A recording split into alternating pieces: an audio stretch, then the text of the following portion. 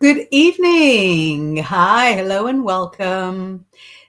This is the Bigfoot Outlaw channel. It's the Bigfoot Outlaw Network, and you might be watching us on Facebook or on LinkedIn or on YouTube or on Twitch or on Instagram. In all of those, we are going live right now. And if you're not checking us out live, then you might be watching or listening to a replay on any of the good podcasting platforms. We are everywhere. My name is Inbaal. I'm a psychic, tarot reader, astrologer, and witch. And I go live once a week by myself, and then another time a week with a friend to look at all sorts of interesting things, either in the tarot or what's going on in the stars or what's going on with your manifesting and so on and so forth. And if you're watching, you're part of the show too. You can send messages to screen. You might be able to message back and forth with people who are watching on the same platform as you.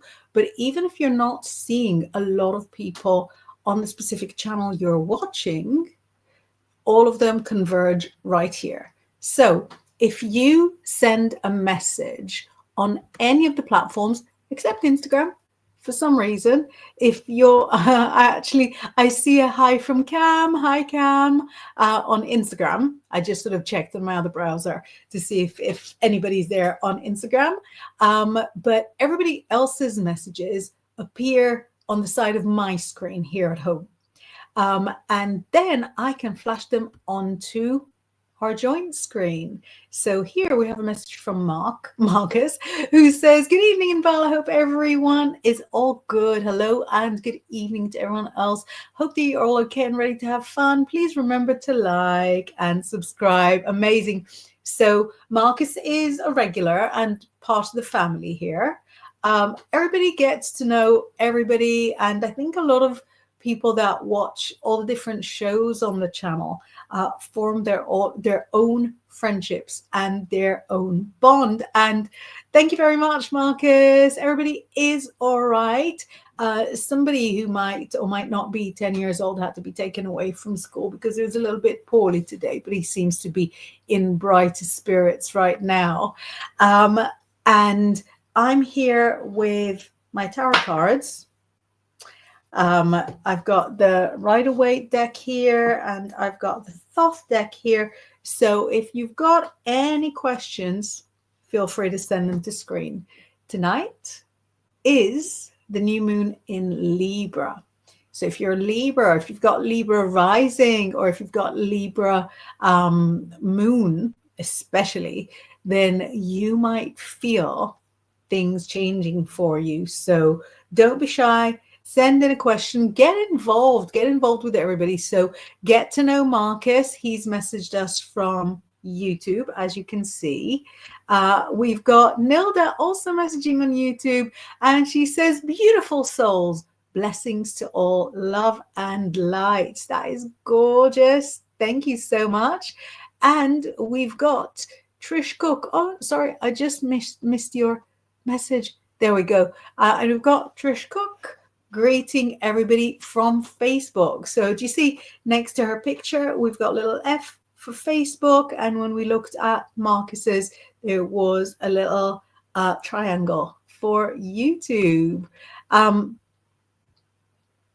says, "I went through a weird body experience at 12 noon. It lasted for 2 hours. Am I okay? Do you see what that was about?" Let's have a little look what it could be. So your weird body experience at 12 noon. There was a shift, and it says that rather than interfering with you physically, it says that it interfered with your peace. Something happened, something converged now. Maybe it's the fact that we're just about to go into Scorpio season, where your feelings of peacefulness that you've worked so hard to obtain, those feelings of peacefulness have taken a hiatus. And now I feel like you're going to be a lot more jumpy. Now, you know what it's like when you're jumpy. You've spent years being jumpy. You've worked very hard to not be that. But I think it's very possible that because it's Scorpio season, you will feel just a little less peaceful overall. Roger Blair says, howdy, Inbal. Howdy, Roger. And and Maureen, I think, at Itchy Withers Rescue, says, hi, all. Hi, you. We've got a little message from Trish who says, will my financial situation get better, please? Thank you. Let's see. I'm actually pulled to using the Rider-Waite for this.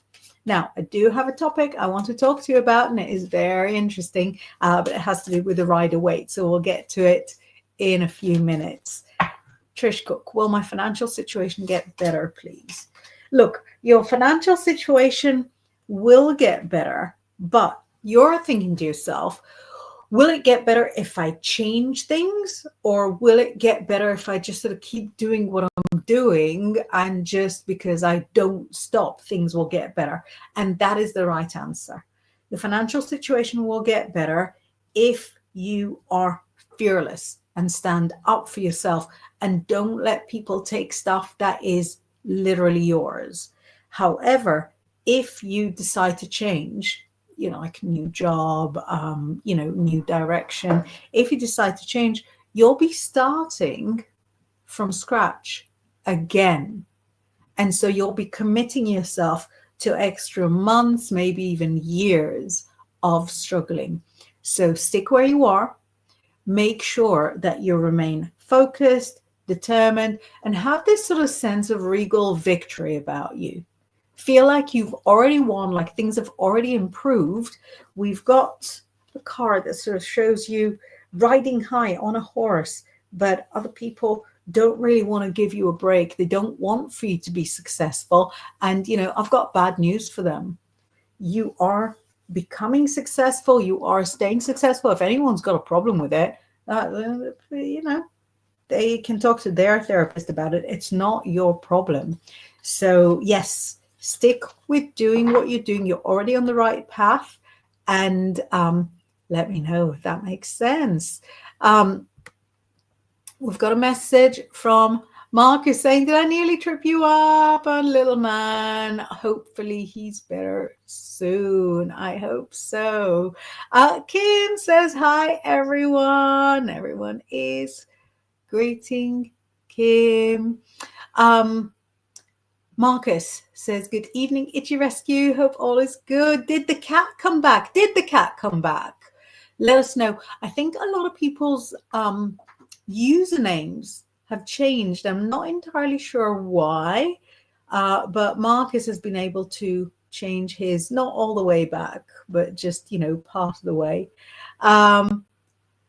Roger Blair is saying, howdy, Kathy. Trish says true. One of my favorite words. Wonderful. So as you're all greeting everyone, as you're all greeting everyone, I'm going to go to the topic in just a moment. So Trish Cook says, wow, thank you so much. Wow, very welcome. So Itchy Rescue says, I just wanted to update you. Day after tomorrow is 5 weeks of my cat Charlie. Still not a single sign. We held out hope and looked in all the places you told me to. That is devastating. I still feel like he's around. Where there's life, there's hope. I still feel like he's around. Marcus says the expression I use is it's a them problem, not a you problem. I couldn't agree more. And Itchy Withers says, sadly, no, he didn't come back. I'm Colleen Itchy Withers, and YouTube changed our names. Sorry, Colleen. Did I call you Maureen as well? I'm so sorry. It just sort of got scratched over in my brain. So the topic I wanted to talk to you about is the red shoes in the tarot. So I see everybody switching off. That's not as mad and passionate about the tarot as I am, but I'll tell you this story. So just earlier, I was doing a one-on-one tarot lesson, which is a service that is open to everyone and bookable straight directly with me. And we were looking at the Two of Cups. And in the Two of Cups, there's a gentleman and there's a lady, and she wears a very virginal gown. It is light blue and white. It's very long. Those colors are associated with Mother Mary and also associated with the goddess Isis. So with all this virginal white and blue, we have some red shoes. And so I pointed out to my student that the red shoes can represent the Scarlet Woman. And I showed her that there's a red shoe in the Empress as well. And so the Scarlet Woman representation, it could be a woman who is now a devoted mother, but has her history. It could be somebody who is interested in a grown-up relationship and in a mutual exchange of emotions, but she used to be very, very different in her history. And as I was pulling out the ladies with the red shoes, I also pulled out the gentleman with the red shoes. So we have a few cards where the shoes are undeniably red. We have like loads of red adjacent colors going on. We've got some orange and we've got some kind of burgundy. I pulled some of the red shoes ones out. There we go. I've got all of them. And for the men, they certainly don't represent promiscuity. So we've got this guy who's sort of working hard in his pentacle factory. And we've got this guy who's working hard on a career in thievery.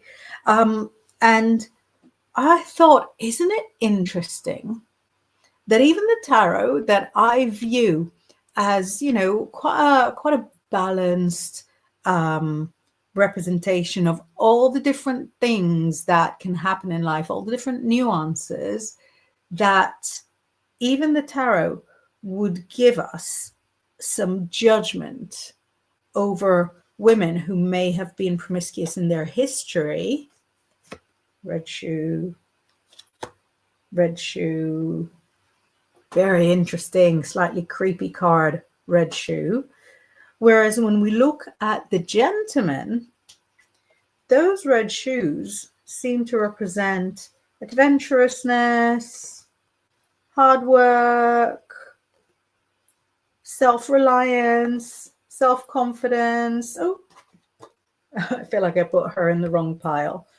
And I thought this would be very interesting to talk about, because obviously there is a similarity between the red shoes on the ladies, where even their suggested promiscuity may let you know that she is adventurous, focused, determined, hardworking, working her way to the top, just the same as the men with the red shoes. But how come the judgment is there? How come the judgment is there that this Scarlet Woman had used a specific route to get all the way to the top, and I suppose the Scarlet Boys, the men with the red shoes, do not are not seen in that light as if they're going to sort of use their allure in order to get where they're going to get. So I'm very curious to know what you guys think about it and what you guys think about the tarot representation of women with red shoes as the Scarlet Woman, as somebody who might have had a history, as somebody who might have been around the block a few times, whereas the blokes with the red shoes are, hardworking and, on their way to the top. So I'm going to read a few messages and then we're going to get stuck into this fun conversation. So we've got Colleen saying in his spirit around, maybe I know he loved his life here. You were a great mom to him. And I know that you said he was wild, that he was a feral kitty cat, but he still lived where you are. He still lived in your kingdom. And he was made to feel well and be himself. Marcus says, I thought you were going to say the red shoes and the Wizard of Oz. Honestly, my mind was like, how does that relate to us? I've never seen the Wizard of Oz, so I don't really understand what the red shoes there are about. I only know the red shoes in the tarot. Marcus is very sad for Colleen and Charlie. Nilda says I have to go, so I'll catch the replay later. Blessings to you, Nilda. Mark is greeting Nilda, and we've got Maria Amethyst Selenite messaging us from YouTube. Exciting. And we've got from Marcus about the red shoes. It's interesting because there was a series on TV called The Red Shoe Diaries, and it seems that in life, a lot of people in the past and even now equate red shoes and so on with sex. Exactly. So red shoes are supposed to be, I don't know if it's like something from history where women would wear a red shoe as a sign that, that they were open to suggestions, or if it's something that is entirely made up. The color red is connected, obviously. The color red is connected with passion, throughout everything. It's connected with passion in the tarot, in astrology, in the Bible. It's connected with red and passion are connected in Chinese astrology and in poetry. So red and passion are obviously connected, but specifically the shoe, I think, is very, very interesting. Susan says, hi, Inbaal. Hi. Maria had sent in a question. We're going to do questions a little later. So I'm going to put your questions to one side, and we're going to jump into questions after we've looked at the red shoes. There's also a belief that women are supposed to wear bright red lipstick to represent something which you can't put, but it's interesting to realize. So yeah, I've heard that as well. I've heard that the purpose of lipstick was to emulate a body part and like a willingness to be using that body part. It's funny, I was thinking about it just a couple of days ago. But yeah, that is a little less about the shoes and a little more about the makeup. So what have we got here in common with these women? First of all, their shoes are kind of hidden. So where we've got the red shoe here in the Empress, can barely see a teeny tiny amount of it. When you've got the red shoe in the Two of Cups, it's there. Well, actually, two red shoes are there, but again, they're just peeking out. peeping out. With the Queen of Swords, again, just a teeny tiny little amount. And with the very bizarre Six of Cups, the unlikeliest wearer of red shoes. They're a little more exposed, but still not as out and proud as the Page of Swords, who's wearing his for all the world to see, or like the Eight of Pentacles here. So we've got a bloke who is man-spreading just so that we don't miss his red shoes. And even the Thief in the Night has got his red shoes in a really obvious way, not to mention the Eight of Cups. So another thing that is very different between the red shoe boys and the red shoe girls, another thing that sort of that sets them apart, is that if these women have, you know, a history, they're keeping it secret. It's nobody's business but their own, which is cool. You like to keep secrets. That is 100% cool with me. You want to put everything out in the open. Also awesome. Whereas the men, for the most part, like we're not really seeing the shoe as on full display with the Three of Wands on this man, but his entire gown is red. So we're not shying away from this sort of, you know, very striking color.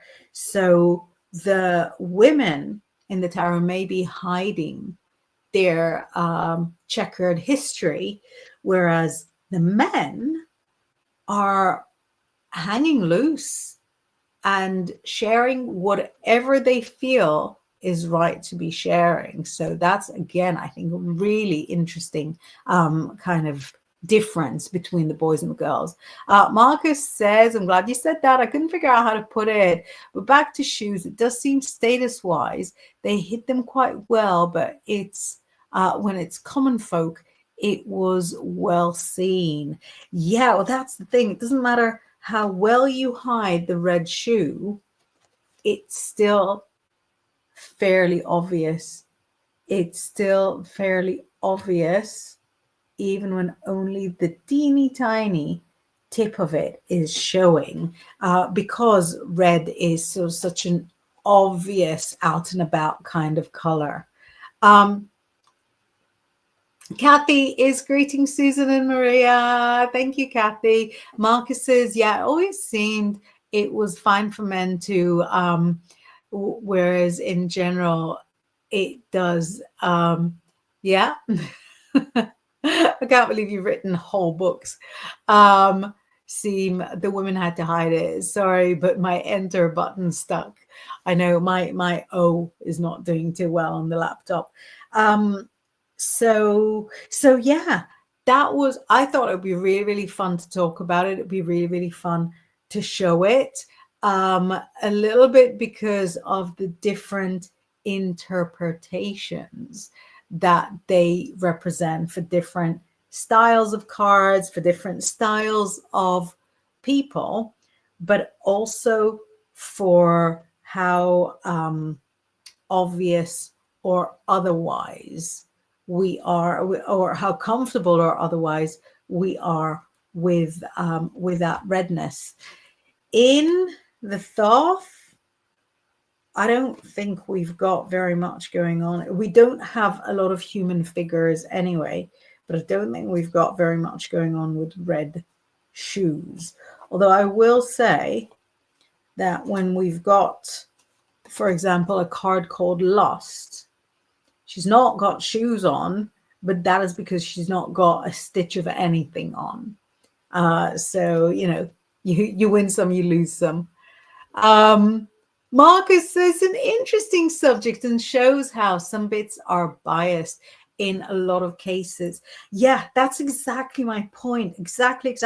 Because as much as I adore the tarot, and I really, really do, it's still a tool that was that has been in use in different ways for, I don't know, like 600 years. And the, I guess, most popular iteration of it goes back to like 1909. So this is just like 116 years old. And it means that things that were really normal, that were really part of the course 116 years ago, might appear super unenlightened if we look at them now. And so even though I really adore the tarot, when we do a reading from a tool that is kind of old, that carries in it or with it the judgments and the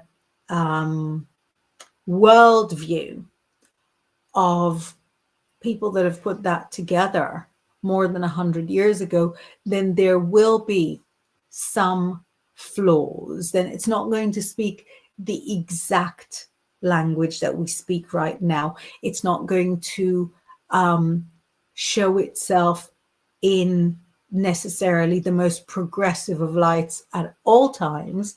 And I feel like part of my role as the reader is to take the message and interpret it in a way that suits the client, not even necessarily in a way that suits, you know, the current worldview, because not all clients have the current worldview. Some people are perfectly fine, perfectly happy to do things the old way, to do things the old-fashioned way, and that is also 100% cool. And you know, fine, you are who you are. But I feel that my role is, at least in part, to take the message and to make it accessible to the person receiving the reading. Because at the end of the day, when you give a reading, and a lot of them are when you give the reading, when a lot of you, sorry, my train of thought, when a lot of you are working psychics or have like a strong working knowledge of the tarot, then you as the reader are not really important in the reading at all. I certainly feel that I'm not important in the reading at all. The only person that matters is that person in front of you, is the person that you're reading for. Susan says, hi, Kathy. Very cute. And Marcus says, what cards on both decks would show that the person is promiscuous? So the red shoe in the Rider-Waite-Smith is, does represent it. The devil, obviously, the devil is a card of making choices. You can choose to go with it. You can choose to go without it. But the devil also connects with addiction. Strength in the Rider-Waite is not very promiscuous at all, but her counterpart, obviously, in the Thoth is called lust. So you know, so she probably is. Let's go through all of them and see which ones. Even though the lover's lady is nude, it doesn't necessarily mean promiscuity, but very similarly to the devil, it is a card of choices. So in the devil, we're looking at choices that are, you know, sometimes a bit of a lose-lose situation. Which addiction shall I go for now? Shall I go drinking in the drinky bar? Shall I go drinking in the substance bar? So the devil speaks of choices that don't necessarily benefit you, and the lover speaks of choices that, you know, do I go with man, with first man, or do I go with angel, Adam or angel or Adam? So the lady and the lovers is not necessarily promiscuous, but is certainly weighing things up, trying to decide which future is the happiest future for her. Let's see if we've got anybody else. We have got some nudity here, not promiscuous at all. This is Judgment Day, as people rising, from their eternal resting places. Fully clothed, fully clothed, fully clothed, fully clothed, fully clothed. We've got some pregnant cards, so I suppose they're active. The Tower is not as such a card of promiscuity, but towers in art and in literature represent virile masculinity. So this one could be, from the boy side. And then who else is, easy? The Emperor. The Emperor is very virile. The Emperor is an Aries. He's out there. He's red. I don't think we're going to find a lot more in that respect. We have nudity in the Star, definitely not promiscuous. A beautiful card, although it is a card of hopes and wishes coming true. So how far would you go for your dream? And in a way, all of the wands are a little bit, excited. And we've got some nudity here in the world, certainly not promiscuous. We have a charmer in the Magician. A charmer in the Magician who he'll try his chances. He'll try. What's the worst you can say? It's no. Nobody died from hearing the word no. And we've got quite a few like family cards. We have the Fool, who will do whatever it takes as a part of the experience, just to try different things. In a way, all the pages are kind of youthful and, could be persuaded. Death as such is not, is really sort of not a sexy card, but there's something about death that shows kind of your mysterious side. So if you're the kind of person that's like, a secretary by day and, a straight walk by night, then death would show both sides of you. And I think that's about it. So the Rider-Waite is not really, really big on experimentation. Certainly not in the way that the Thoth cards are. So here, obviously, we have the Lust card. We've got some nudity in the Sun, but this one is more of a sweet relationship thing. It's certainly one-on-one. We have the physical body showing in the Star, exactly the same as Rider-Waite. I'm going to put the Devil and the Moon to one side so that you can see exactly why that one wants to represent all sorts of excitements. We're going to look at the very, very super red card in the Emperor. And this one is exactly like the Emperor that we saw in the Rider-Waite Smith. That Emperor and this Emperor are both red, manly, masculine, very proud of who they are. The Universe is showing off her body, but in a way that is more like honoring the body. So if anyone wants to sort of get close to her, they better be on their knees, for one or another reason.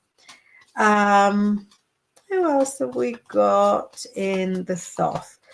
I wanna go with the Moon for you. Ooh, unexpectedly, one of the Cups cards. Cups cards are generally romantic, but this Prince of Cups in the Thoth specifically has a couple of elements here that show that he is only interested in physical love and has zero interest in romantic love.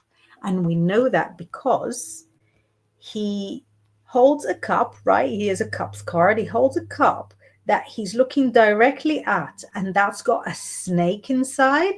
Yeah, snake obviously representing, sin and the phallus and so on.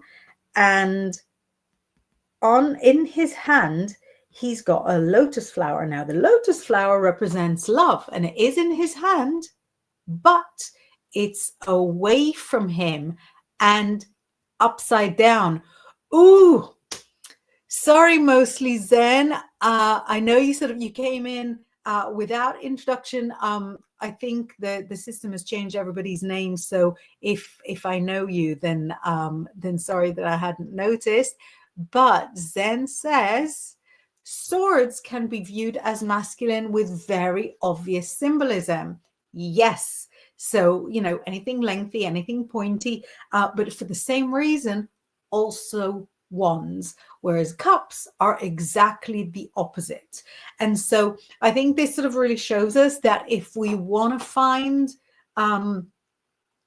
passionate symbolism, we can find it in most of the cards. You can use any card to do any reading about any topic. But yeah, I love that you sort of came in with this, because this is very, very true. And it sort of takes the conversation to a wonderful place that tells you that if you're looking for it in the tarot, you'll find it. And afterwards, Zen says hi. So back to this guy. So in the cup, he's got the snake that he's staring at, and in his hand, he's got the upside down flower that he's putting away. And what this tells us is that he is capable of romantic love, but at the moment, it's just not his thing. So obviously, because you mentioned about the swords, we also have to flash up some wands. They could be kind of virile. I suppose now I see it in all of them. But yeah, all the wands, the swords have like a mental aspect to them. And so the swords could represent not necessarily just sort of, wham bam, but more the kind of mind games that could lead to a situation, or like the early flirtation, if that is your flirtation style, and so on. Now, I was going to show you how the devil, which is kind of a pointy card, fits well with the moon in Thoth, which is kind of a concave card.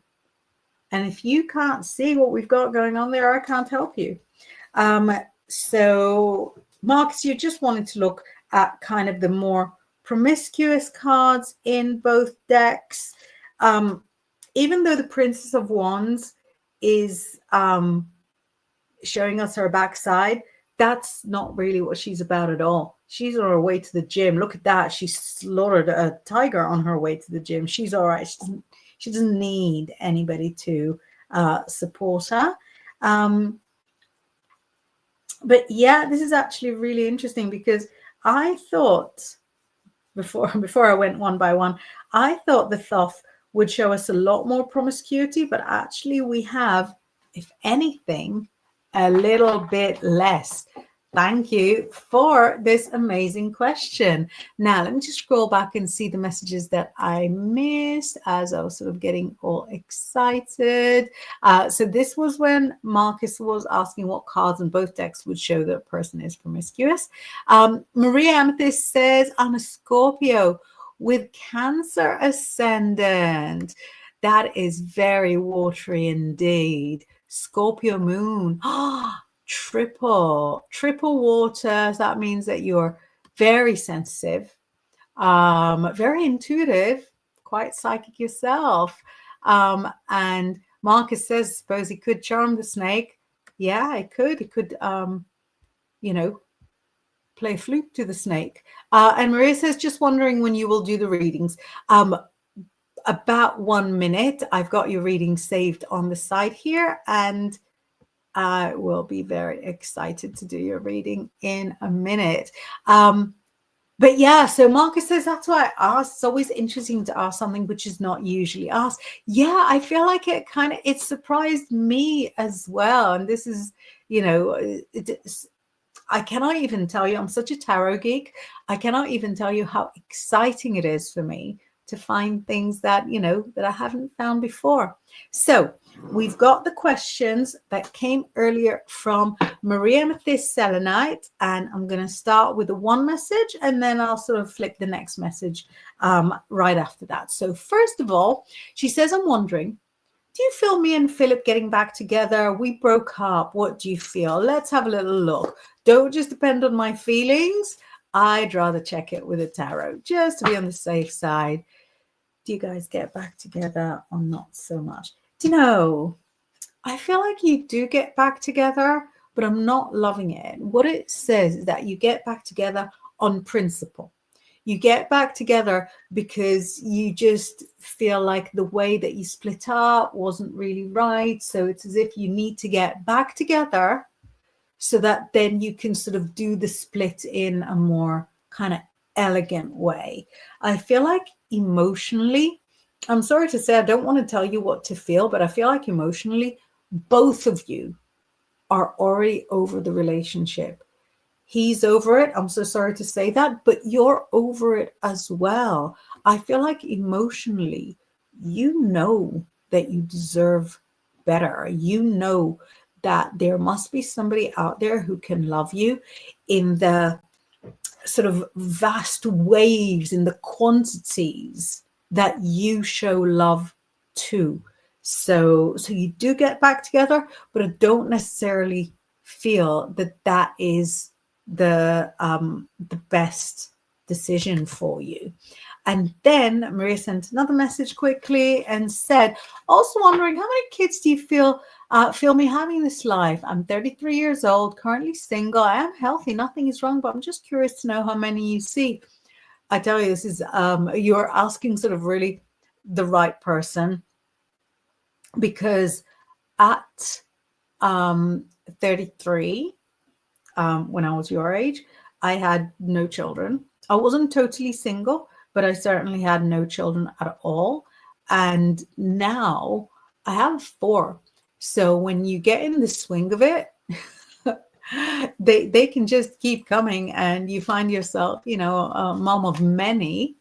When you thought, is the window of opportunity closing? No, the window of opportunity is a myth.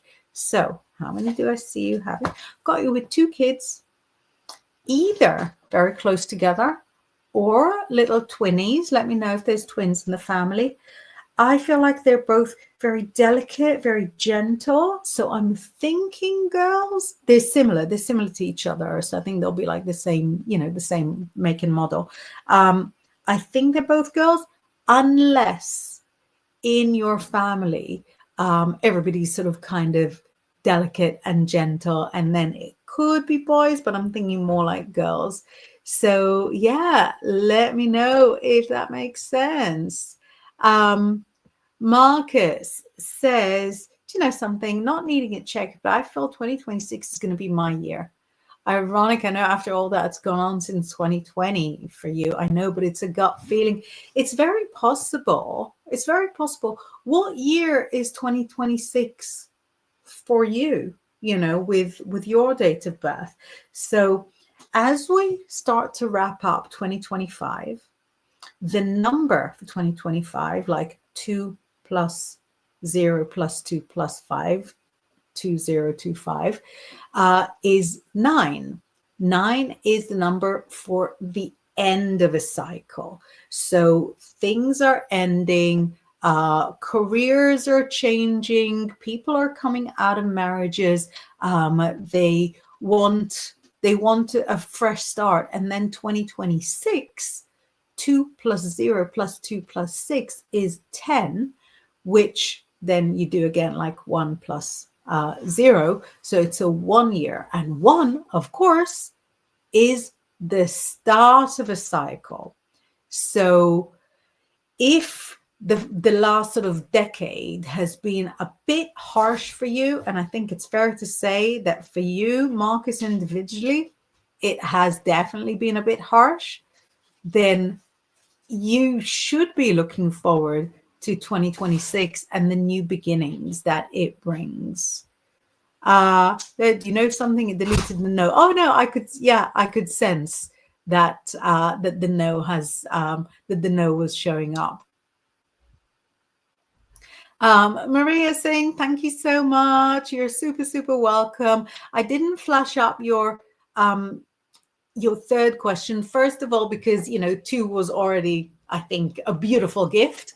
For a third, you know, you can book me. I do lovely readings, you know, on inbaal.com as well, but also because there's a word there that I think I may get in trouble if I put on the screen, even though you used an asterisk. So if you're asking yourself, Maria, how come my my third question didn't come? It's a little bit the word, and a little bit that 2 questions is like plenty enough. And Maria says, so there's no chance for me and Philip? Well, no, that's the opposite to what I said. I said you are getting back together. You are. I just said that it's, you know, it's not a good idea, but, you know, but you are. Colleen says, I've been struggling past 5 years and things are tanking. Do you think it'll turn around? Like my marriage isn't great. So let's have a little look. That's really interesting. So hopefully you heard what I said about kind of the end of a cycle, the beginning of a cycle, and you can take that cycle in exactly the way that suits you. So you could see it as the end of a marriage, beginning of, you know, hopefully another marriage, or you can see it as the end of your troubles and the beginning of it being easy. But let's ask specifically about your marriage, because it's just sort of so central in a life, isn't it? The relationship, that when things feel stressful with the love life, then it's really difficult to focus on almost anything else. So this is for Colleen. Marriage, yourself, your man, and what's in between the two of you. Listen, I do think that there's a chance for your relationship. I feel like you've been carrying the load financially and at home, and you feel like you do all the work and he gets all the glory. But I don't think he understands that. He thinks that he puts in a good amount of work and then he gets a good amount of glory. He feels like it fits. You feel like it doesn't fit at all, and that and there's quite a serious imbalance.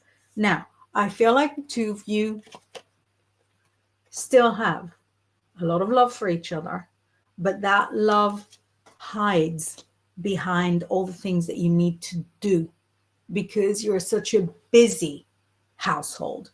So what this says to you is that if you are willing, and obviously him as well, if you are willing and happy to invest your time and energy and focus in the marriage, it's more than salvageable. It's not just salvageable. It's not just like, you know, you'll be able to just sort of trundle along for the next few decades. No, it's more than salvageable. It can turn into a good marriage, but it takes all the focus, and he needs to understand and internalize that you don't view the marriage as being as balanced as what he thinks it is. So yeah, let me know if it makes sense. Marcus says, yes, at least some words we must be careful of, that even I have to be really careful. Yeah, exactly. No, we all trip up on words. But what happened, this is more than a year ago, but a couple of times I'd either said or put through words that kind of trigger the algorithm, and the whole channel got taken. It's awful. The whole channel got taken off, the Facebook. So yeah, so I didn't want to chance it because like a year ago. I did it twice. It was like a couple of weeks. I was so ashamed because I think of myself as such a camera savvy person, but no, I tripped up big time. Kathy says the last 6 years have been hard. Hoping 2026 is a new start for me. Let's take you one card. The one card for Kathy for 2026. I think we're just days away from starting to do 2026 readings, right? Right. So next year is a much more kind of directional year for you, right, Kathy? So that you'll have more of a goal. You'll have a goal that you're happy with, not a goal that you feel like you should go for. And you pursue that goal, you follow that goal, and you do that with like a full heart and with a lot of happiness. So hopefully that gets started. But, we've got another, 2 months and 10 days to be doing 2026 readings. And well, to be honest, that's what all of January and February gets taken over with as well. Colleen says, wow, 100% spot on for all the details. And this gives me big hope, right? Because you're not scared of working hard. Working hard is your thing. Being focused and determined is your thing. You can do this. John is here. John Temperance says, howdy y'all, God bless, bit late. Yeah, we're just about to finish. Kathy welcoming, John welcoming, John saying Inbaal howdy, and a howdy to you too. So we'll just read the last few messages and then we're going to wind down for today. I should be back, hopefully, with Laura on Thursday lunchtime UK time. Probably sunrise if you're watching from America. Marcus says, I totally get that. And of course, we have discussed it off here as well, which is why, except when I'm having a laugh, I'm always careful or miss the word out completely, as you know. Yeah, exactly. I don't know that it will notice what we're doing with asterisks, but I just don't want to take a chance. And Kathy says, wonderful. Looking forward to the new year. Thank you. Thank you so much. I'm so excited that you spent this fun and educational hour with me, looking primarily at promiscuity in the tarot, which is so much fun. I will hopefully see you either on Thursday, if you join me here with Laura, or this time next week. In the meantime, have a wonderful evening. Bye.